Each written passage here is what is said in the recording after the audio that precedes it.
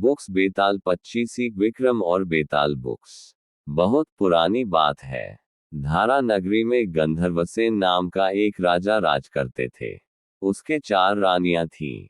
उनके 6 लड़के थे जो सब के सब बड़े ही चतुर और बलवान थे।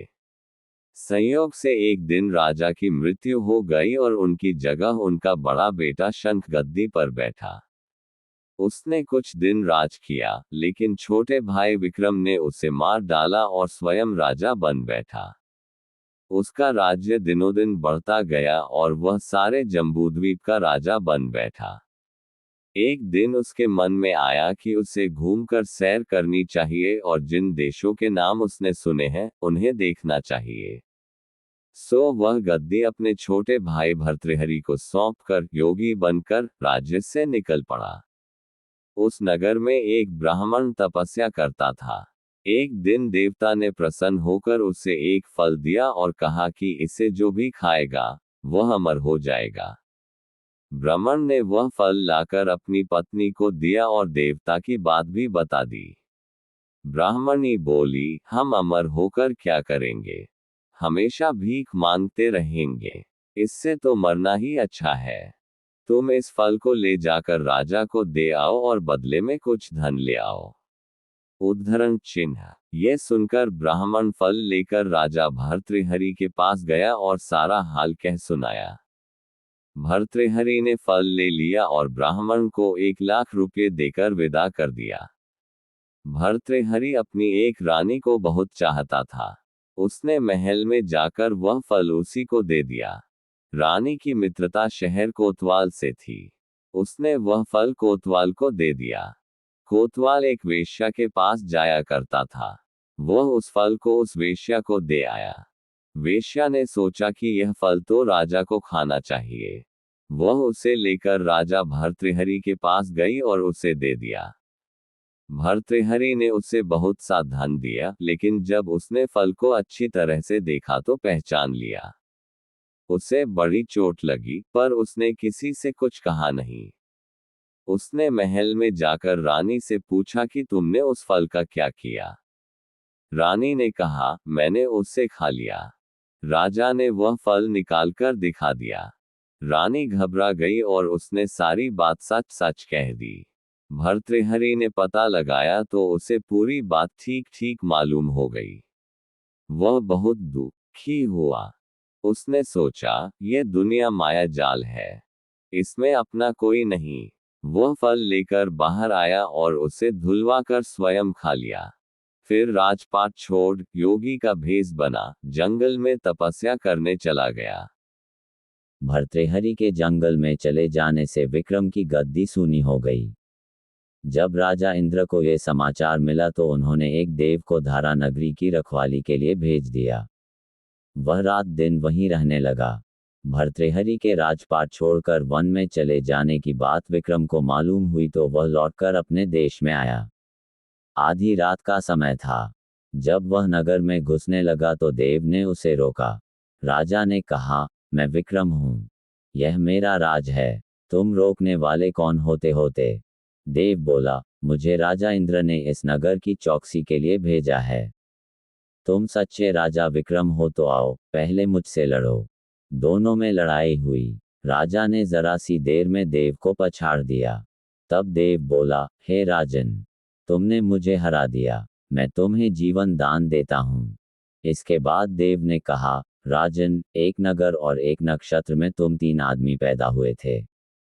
तुमने राजा के घर में जन्म लिया, दूसरे ने तेली के और तीसरे ने कुम्हार के।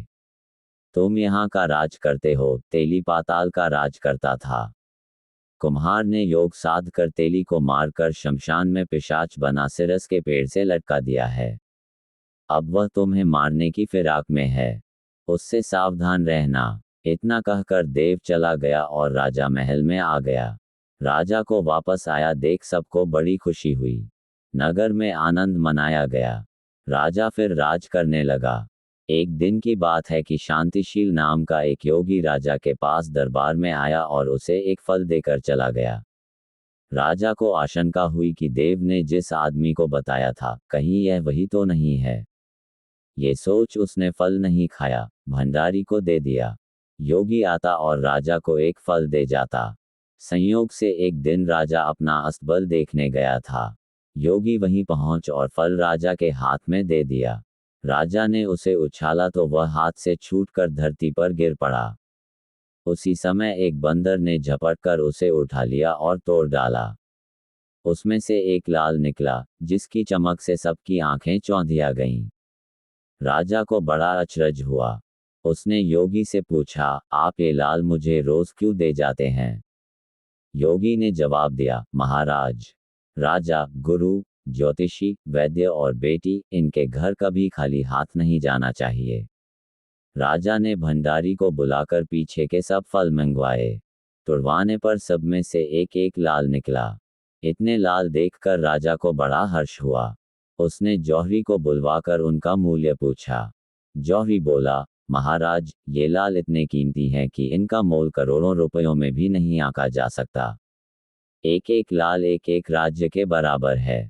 ये सुनकर राजा योगी का हाथ पकड़कर गद्दी पर ले गया। बोला, योगीराज, आप सुनी हुई बुरी बातें दूसरों के सामने नहीं कही जाती। राजा उसे अकेले में ले गया। वहां जाकर योगी ने कहा, महाराज, बात यह है कि गोदावरी नदी के किनारे मसान में मैं एक मंत्र सिद्ध कर रहा हूं। उसके सिद्ध हो जाने पर मेरा मनोरथ पूरा हो जाएगा। तुम एक रात मेरे पास रहोगे तो मंत्र सिद्ध हो जाएगा। एक दिन रात को हथियार बांधकर तुम अकेले मेरे पास आ जाना।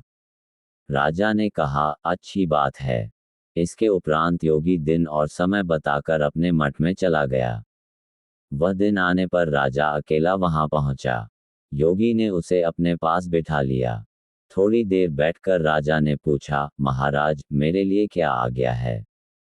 योगी ने कहा, राजन, यहाँ से दक्षिण दिशा में 2 कोस की दूरी पर मसान में एक सिरस के पेड़ पर एक मुर्दा लटका है। उसे मेरे पास ले आओ, तब तक मैं यहाँ पूजा करता हूँ।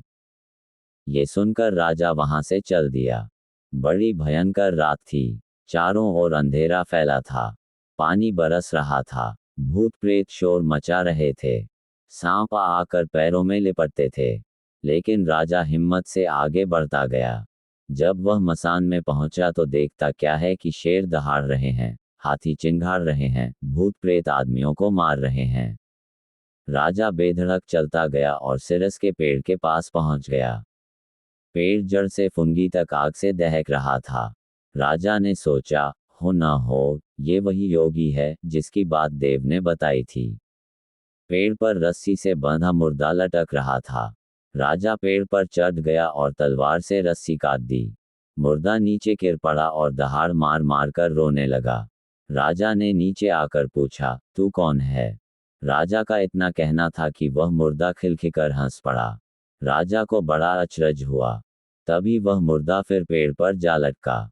राजा फिर चढ़कर ऊपर गया और रस्सी काट मुर्दे का बगल में दबा नीचे आया। बोला, बता, तू कौन है? मुर्दा चुप रहा। तब राजा ने उसे एक चादर में बांधा और योगी के पास ले चला। रास्ते में वह मुर्दा बोला, मैं बेताल हूँ। तू कौन है और मुझे कहाँ ले जा रहा है? राजा ने कहा, मेरा नाम विक्रम है। मैं धारा नगरी का राजा हूँ। मैं तुझे योगी के पास ले जा रहा हूँ। बेताल बोला, मैं एक शर्त पर चलूंगा। अगर तू रास्ते में बोलेगा तो मैं लौटकर पेड़ पर जा लटकूंगा। राजा ने उसकी बात मान ली। फिर बेताल बोला, पंडित, चतुर और ज्ञानी, इनके दिन अच्छी अच्छी बातों में बीतते हैं, जबकि मूर्खों के दिन कलह और नींद में। अच्छा होगा कि हमारी राह भली बातों की चर्चा में बीत जाए। मैं तुझे एक कहानी सुनाता हूँ। ले, सुन।